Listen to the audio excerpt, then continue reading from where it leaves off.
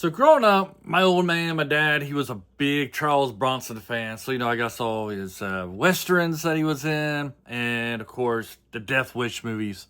So when I saw this, it's on YouTube. You just look it up on YouTube, you get the whole movie, you get commercials in it, but you get the whole movie. And I gotta think this is the first Death Wish movie I've seen. I don't, what am I gonna say? I got my words all backwards. This is the first time I've seen the first Death Wish movie. I think because I don't remember any of this stuff going on in the movie Death Wish movies I've seen. I think I saw the '80s versions. Number three was, I think it was a lot of action in number three. I could be wrong, but I've seen like the sequels, but I've never seen the original one before. So it's a great movie. I've heard it's a great movie. It's a classic.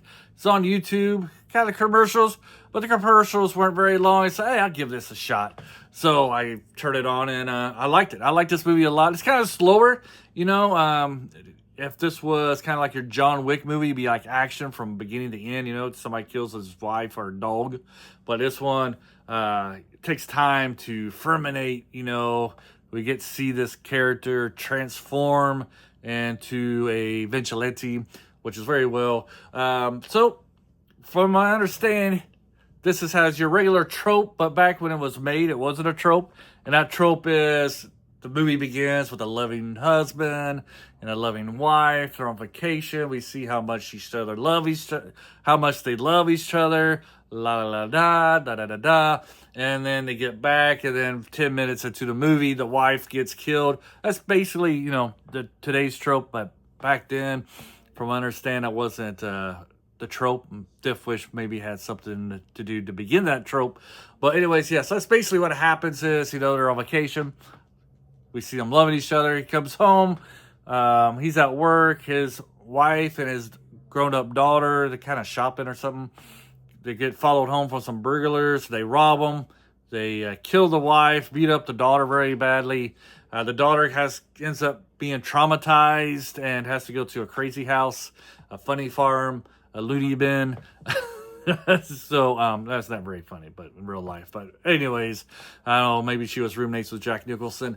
So we have a grieving man here. His family's just been destroyed by this.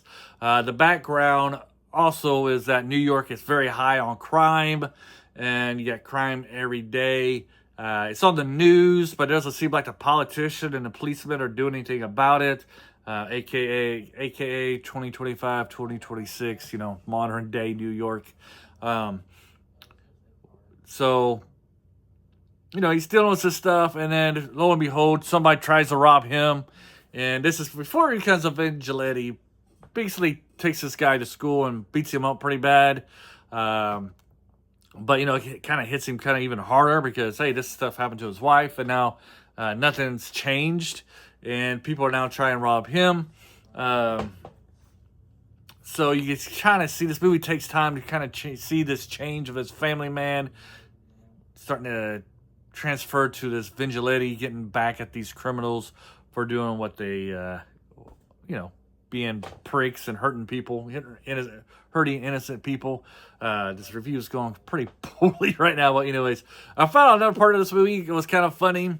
Was he goes out west for a business deal, and the client takes him to a Western show, those live Western shows, and we see Charles Bronson watching it.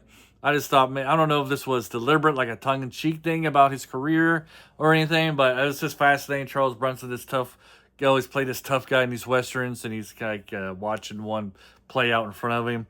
I thought it was like a nice touch, a little callback to Charles Bronson's earlier career. Bronson puts in a great performance in this one. You really get to see this transformation in his character. Eventually, he's out there going to the worst parts of town, kind of showing that he has money, so these people will be tempted to rob him. And then he kind of kills them, starts to killing them. He's on the subway. Somebody comes up to him while he's wearing a newspaper. He shoots him through the newspaper. It's not like your typical action movie today, where you got explosions everywhere. He just gunfights and such. No, it's kind of like a quiet vigilante movie. Very well shot. Very believable too, realistic.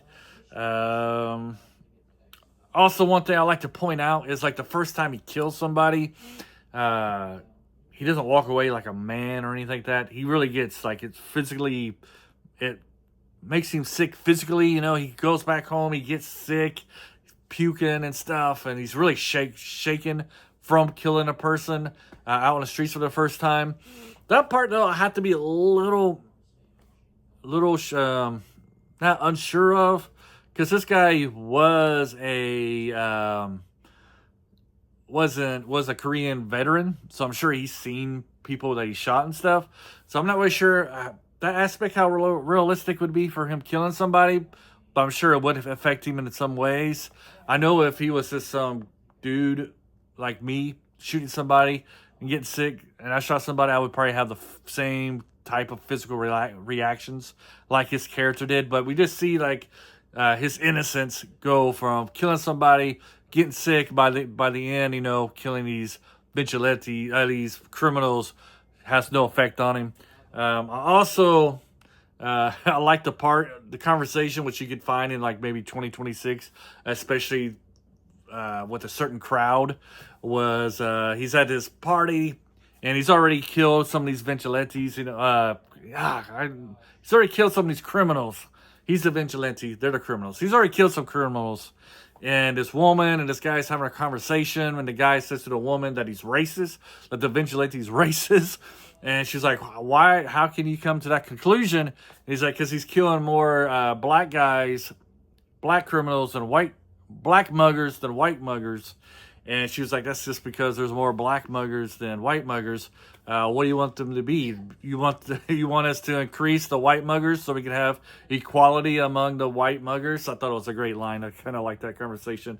Got a little chuckle of it. And so did like another character in the movie. He's kind of like equality among muggers. He kind of laughed. I thought it was a great line. Because it's kind of like the same conversations that we have today were happening 50 years ago. More times changed, the more to stay the same, as some will say. Overall, yeah, Death Wish is a movie you need to watch. It's very good, especially if you like those type of movies. Charles Bronson is great in it.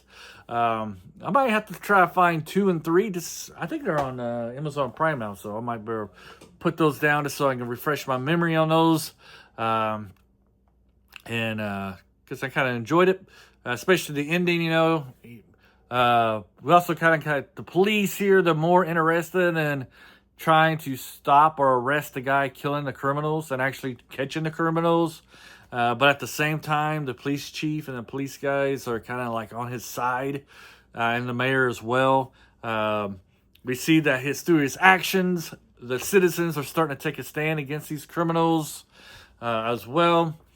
And so they're kind of afraid to arrest him because they don't know what it would turn the city into, if it'd cause more problems like riots and stuff.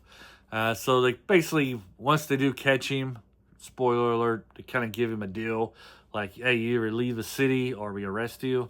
So he kind of gets transferred out to Chicago, and kind of leads off with him going to start doing what he did in Chicago like he did in New York. Anyways, that's what I gotta say about it. What do you guys think? You like Death Wish? You don't like Death Wish? What are the things you like about the movie? Let me know in the comments below, and have a great day. Bye.